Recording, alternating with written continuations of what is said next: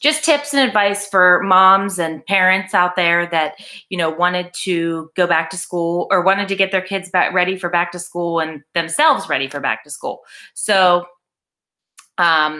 basically, I am super busy. So I have taken on some additional responsibilities. I'm getting my own daughter back to school ready. So I decided to just do this brief video here and just give you those 5 tips and talk a little bit about them and publish it right here on my Facebook page for you to access anytime you need it.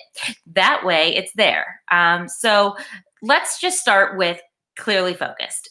Being clearly focused is really important when you're going back to school. And, not only for you, but for your kids too. Or not only for your kids, but for you too, because you are changing schedules. You might be going to bed earlier, waking up earlier, bus schedules, lunches, things like that. So my first step is to set aside time to reflect on your last year.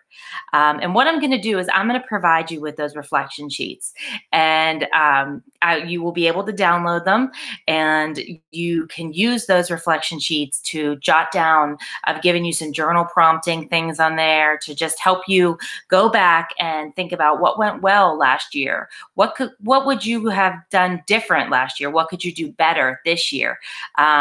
Were there any tips or anything that the teachers recommended? Just really taking some time to kind of meditate and be quiet and do it without the children, and just really reflecting on how you want to make this year better. I truly believe that, we can manifest how we want our lives and our days to go. And if we wake up with a positive attitude, we're going to bring that to our whole family. We are the inspiration and the rock and everything with our kids. So one thing I'm training myself to do is to kind of be a better mom when it comes to controlling my patience and things like that. And that really does take a lot of effort. None of us are perfect out there. So, and I know my lighting isn't really that great where I am, so I do apologize. But so that's my first step. My first step is to set aside time to reflect on your last year.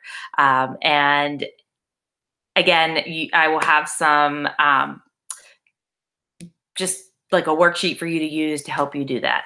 Number 2 is set goals for both yourself and your kids. It's really important that you set goals. What time are you going to, I want to have all my homework completed by 6 p.m. every night. I want to have dinner on the table by, 6:30. We all are going to have dinner at the table 3 times a week. Our kids have activities when school starts, depending on their age. They might be doing something in the morning or afternoon. I want my kids to be ready before they have breakfast, things like that. Those are the types of things that you want to set these goals for, and you want to write them down. You have to write down goals. I cannot stress that enough. If you just say in your head, I'm going to do this, and you don't visualize it every single day, you're not going to get it done. You're not going to remember it. You're not going to see it. You've got to write it down. So that's step 2, is set goals, write them down is step 2, part A, or make vision boards.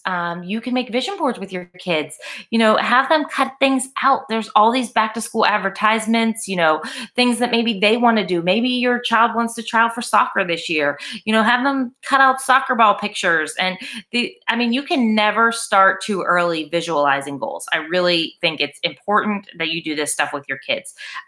So you want to make sure that you're kind of setting these goals, you're seeing them regularly, you're either making a vision board or you're writing them down somewhere that you can look at them and remind yourself and your children every day, and you want them to be very specific. So you want to break them down. Like I said, I want to have dinner on the table 3 nights a week by 6:30 p.m. So, or I want to have dinner on the table Monday, Tuesday, and Thursday by 6:30 p.m. because you know your child has dance on Wednesday and Friday's usually family pizza night and your husband brings home pizza or whatever. But those are very specific goals. So I will also provide you a goal sheet that you can use to write down these goals if you want, or you can get a chalkboard or whiteboard or anything like that. So the next thing is apps. So I love apps. I was going to try to find my phone, but I think I left it out in the living room. But anyways, anything to make your life easier. Like I'm a paper planner person. One of the apps that I would recommend is called LifeSum. And LifeSum is an app that helps you track healthy habits so that everyone is performing at their best. It will help you plan dinners. It will help you have plan schedules. It will provide, I mean, it just eliminates a lot of stress. Everybody in your family can be on LifeSum that has a phone.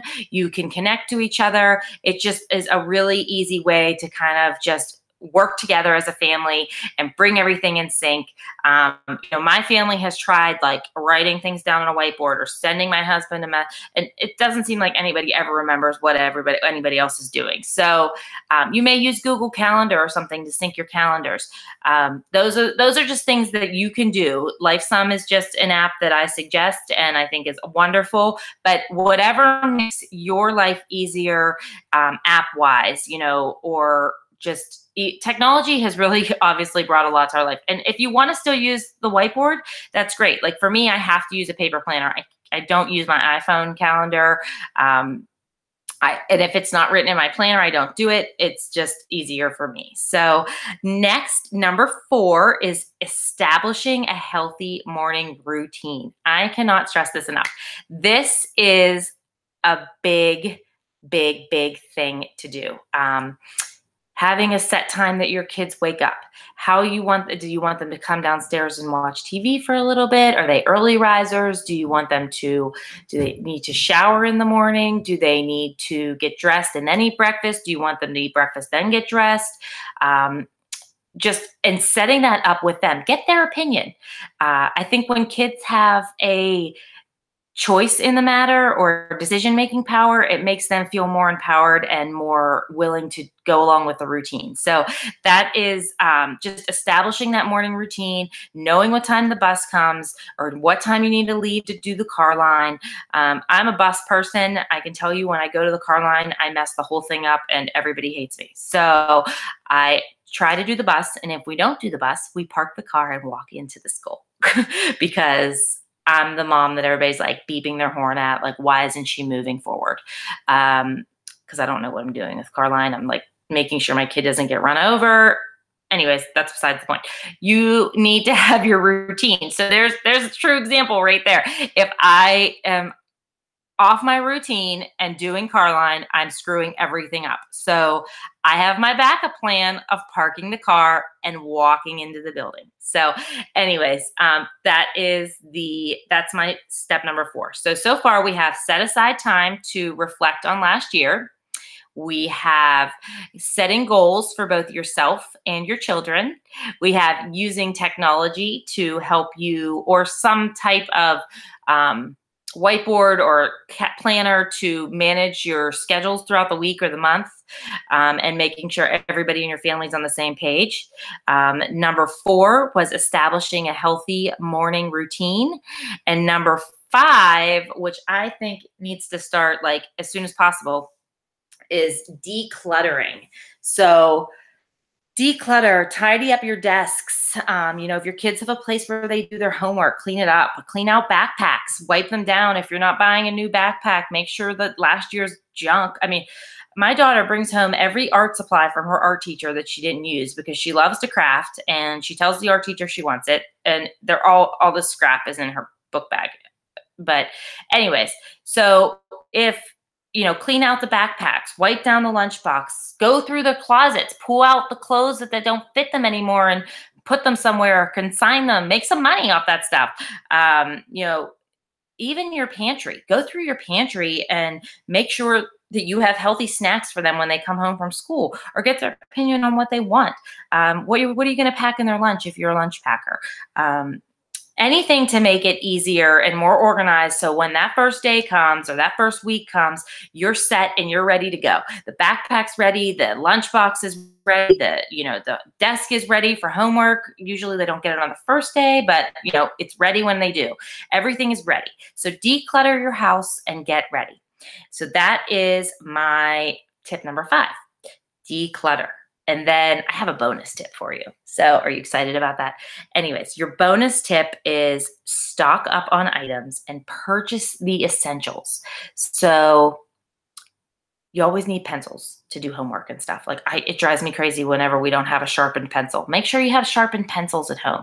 The essentials would be like hand sanitizer, things that are going to get you through the day, get your kid through the day that they're going to need. Make sure you have them at home. And so you're not stressing about it, and do it ahead of time. So, I just think that it's really important to just get your back to school list, get shopping as soon as you can. I text the teacher because a lot of times they don't give us our back to school list till our open house night, which is like the night before school starts. So it's like, hello, I'm not going to Walmart tonight. I can tell you that. But anyway, so like I'm done back to school shopping. My daughter doesn't start school till August 6th and we are done. So, those are the tips that I have for you, and I will go over them again, and you can just see what I will also share the, I'm trying to see if I think I have a whiteboard here. Oops, sorry. I will also share with you the, cancel.